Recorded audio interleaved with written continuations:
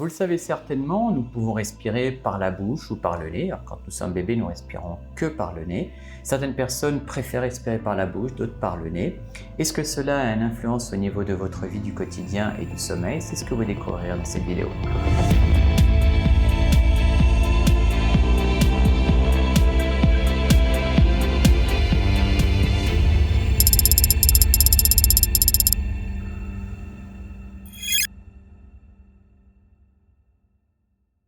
Bonjour et bienvenue, Dr Denis, auteur du premier livre en français sur le biohacking. Alors dans cette vidéo, je vais vous parler de la respiration nasale nocturne. Dans une précédente vidéo, je vous ai expliqué à quel point le sommeil profond était essentiel pour récupérer, tant sur le plan physique que sur le plan mental. Et certaines personnes estiment que la respiration nasale permettrait d'avoir un sommeil plus profond. Alors évidemment, quand on a le nez bouché, on respire par la bouche, c'est tout à fait normal. Quand finalement notre corps a le choix, parfois il va respirer par la bouche, parfois par le nez en fonction des possibilités. Et il est possible de se forcer à respirer par le nez. C'est une technique extrêmement simple, il s'agit de se scotcher la bouche avant de dormir. Alors les spécialistes du sommeil, notamment de la clinique Buteyko de Moscou, proposent justement cette technique de se boucher la bouche pour pouvoir se forcer à avoir une respiration nasale. Alors, dans la clinique Buteyko, ils conseillent tout d'abord de se déboucher le nez.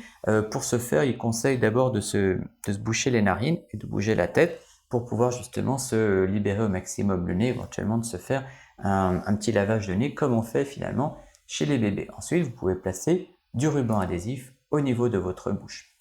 Alors, c'est une technique qu'il faut expérimenter parce que effectivement, ça peut paraître un petit peu curieux. En tout cas, prenez tout d'abord le temps avec le scotch de ralentir votre respiration pendant à peu près une quinzaine de minutes pour vous habituer.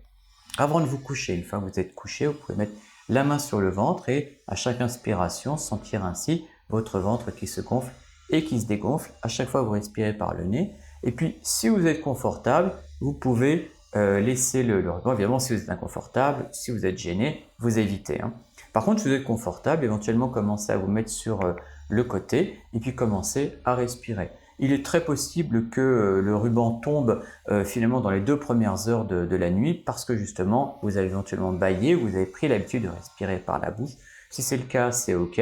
En tout cas, tout ce que je vous propose, c'est de tester. Vous allez voir, peut-être que ça va vous réussir, peut-être que ça ne va pas vous réussir. Vous voyez, c'est ça le principe du biohacking, c'est vous proposer un maximum de routines, de techniques, de méthodes, de biohack pour pouvoir augmenter vos capacités physiques et mentales et mieux vivre. Alors, tout ce que je vous dis, évidemment, est toujours documenté par des études ou par l'expérience.